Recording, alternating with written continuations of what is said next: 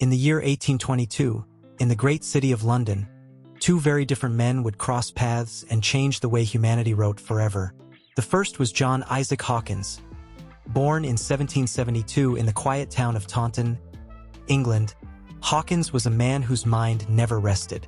He had sailed across the Atlantic to America as a young man, studied medicine at Princeton, and then abandoned it all for his true love, invention. He was a civil engineer, a maker of musical instruments, and a dreamer of grand designs. He had already built the pianino, the first upright piano with an iron frame, and a strange device called the polygraph, a machine that could copy handwriting automatically, which he sold to none other than Thomas Jefferson himself. But Hawkins was not a rich man. He was a man of ideas, and ideas, he often lamented, do not fill an empty stomach. The second man was Sampson Mordan. Born around 1790, Mordan was the opposite of Hawkins in nearly every way. He was a silversmith by trade, a man of steady hands and sharp eyes. As a young apprentice, he had worked under the great Joseph Bramah, the inventor of the Bramah lock and the first flexible pen reservoir. From Bramah, Mordan learned precision, craftsmanship, and the art of turning raw metal into objects of beauty and function. Unlike Hawkins, Mordan was a businessman. He knew how to make things, yes, but more importantly, he knew how to sell them. When these two men came together in 1822, the world took notice. On the cold morning of December 20th, 1822, Hawkins and Mordan sat together in a small office in London, quills in hand, signing a document that would echo through history. It was British patent number 4722, the world's first patent for a metal pencil with an internal mechanism to advance graphite forward during use. Until that day, if a man wanted to draw a line or write a letter, he had two choices. He could use a wooden pencil that grew shorter and shorter until it became useless, a stub to be thrown away. Or he could use a lead holder, a simple claw that gripped a piece of graphite. But every few minutes, he would have to stop and push the graphite forward with his fingers, smudging his work and losing his flow. Hawkins and Mordan changed all of that. Their pencil was a marvel of tiny engineering. Inside a slim metal tube, they placed a clever mechanism, a set of jaws that gripped the graphite tightly, and a screw or push button that advanced it bit by bit as the writer wrote. No more stopping. No more wasting graphite. Just smooth, continuous writing from the first word to the last. The patent was filed, sealed, and the two men shook hands. They had made history, but they did not know it yet. Almost immediately after the patent was granted, the two men's paths began to split. Hawkins, the inventor, was already dreaming of his next idea. He had no interest in running a factory, haggling with suppliers, or managing workers. He sold his rights to the pencil patent to Sampson Mordan. Mordan paid him royalties, a stream of income, and, for a time, the two remained connected. Hawkins continued to invent, and Mordan continued to make. Among Hawkins' later inventions was the gold pen with an iridium tip, a revolutionary fountain pen that did not wear down quickly, and Mordan bought the rights to that too, paying Hawkins more royalties, but the relationship was never equal. Mordan grew rich. Hawkins, despite his genius, struggled to make ends meet. With Hawkins' rights purchased, Mordan now needed a partner to help him build a business. He found one in Gabriel Riddle, an established stationer with a sharp mind for commerce. From 1823 to 1837, the two men worked together under the mark SMGR, the initials of Sampson Mordan and Gabriel Riddle. Their workshop was at 22 Castle Street, City Road, London, a modest address that hummed with the sound of lathes and polishing wheels. They did not make only pencils. They made silver pens, patent locks, perfume bottles, letter scales, inkstands, and jewel boxes. But the pencils were their flagship, small, elegant, precise, and expensive. They were not for the common man. They were for gentlemen, scholars, and the wealthy. A Sampson Mordan pencil was a piece of jewelry as much as a tool. Some of Mordan's pencils were figural, shaped like animals, Egyptian mummies, pistols, or musical instruments. One famous pencil was made in the form of a flintlock pistol, dated July 6, 1840, commemorating an assassination attempt on Queen Victoria. These were not mere stationery. They were stories carved in silver. As the years passed, the two men drifted further apart. Sampson Mordan continued to build his empire. In 1837, he dissolved his partnership with Riddle and continued alone as S. Mordan and Company. He moved to a larger address at 41 City Road, London. His sons, Sampson Mordan Jr. and Augustus Mordan, learned the trade at his side. He registered over 160 patents for mechanical pencils throughout the 19th century.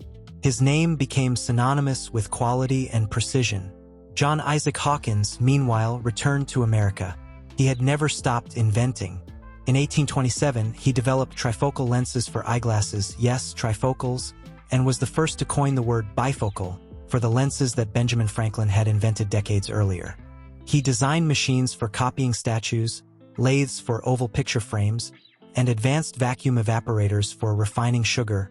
But despite all his brilliance, Hawkins was never rich. His sugar refining patent was bought by a cartel of sugar producers who agreed to pay him royalties, and then stopped using the process entirely until the patent expired, robbing him of his income. His other inventions, while clever, did not make him wealthy. In 1848, at the age of 76, Hawkins wrote a farewell letter before returning to America for the last time. His words still echo across the centuries. "The Creator has made me an inventor. I consider every useful invention given to me as a trust from God for the benefit of mankind. I should consider myself guilty of violating that trust if I did not use every reasonable exertion to carry it out, while it would afford me the means of earning my daily bread. Society at present enjoys many of the comforts and conveniences of my inventions, while I have the greatest difficulty in providing for the bare necessaries of life." He died on June 28, 1855, in Elizabethtown, New Jersey. He was 83 years old. He was not a rich man, but he was, by every measure, a great one. Sampson Mordan died earlier on April 9, 1843. His sons took over the company and ran it for nearly a century. In 1898, the company became S. Mordan and Company, Ltd., a limited liability corporation. It absorbed a rival firm, Johnson, Sons and Edmunds. It grew larger, though perhaps less personal. Then came the bombs. On the night of 1941, during the terrible days of the London Blitz, German bombs rained down on City Road. The Mordan factory was hit. The fires burned through the night. In the morning, nothing remained but ash and twisted metal. After the war, the remaining patents were sold to a man named Edward Baker, who continued production under the name Yardoled. In 1952, S. Mordan and Company was finally and formally liquidated. After 119 years, the great pencil maker was gone. In the end, the story of Mordan and Hawkins is not just about pencils. It is about the marriage and the tension between invention and commerce. Hawkins had the ideas. Mordan had the skills and the business sense. Neither could have succeeded alone. Hawkins needed Mordan to make his patent real. Mordan needed Hawkins to give him something worth making, and yet history remembers them differently. Walk into any stationery store today and ask for a Mordan pencil. No one will know what you mean, but ask for a mechanical pencil, and everyone will hand you one.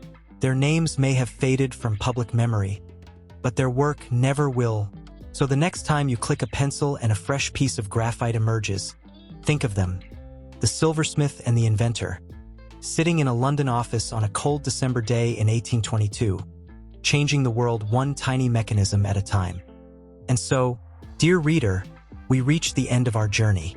Two men, one cold December morning in 1822, a single piece of paper, British patent number 4722, and the world changed forever. Sampson Mordan, the silversmith with golden hands, built an empire that lasted 119 years. His name was engraved on thousands of elegant pencils, wrapped in silver and gold, carried in the pockets of gentlemen and scholars across Victorian England. John Isaac Hawkins, the dreamer with the restless mind, returned to America with empty pockets but a heart full of ideas. He gave us trifocal lenses, the polygraph, the gold pen with the iridium tip. He died far from rich, but he died knowing something more valuable than money. He had honored the trust he believed God had given him. Their paths diverged. Their fates were different. One found wealth, the other found purpose. But together, on that December day, they found something neither could have achieved alone. They gave the world the mechanical pencil. And the world has been clicking ever since. What do you think? I have told you their story, the triumph, the tragedy, the pencils, the patents, the bombs that silenced a factory, and the legacy that refused to die. Now I want to hear from you. Which character touched your heart more? The businessman Mordan, who built an empire? Or the inventor Hawkins, who died with empty hands but a full soul? Did you know that every time you click your mechanical pencil today, you are repeating a motion first imagined in 1822? Like this story, if you enjoyed traveling back to 1822 and meeting these two forgotten heroes. Comment below, tell me. If you could go back in time, which of the two would you want to sit with for an hour? The craftsman Mordan or the inventor Hawkins? Hit the bell so you never miss the next chapter, because this is not the end.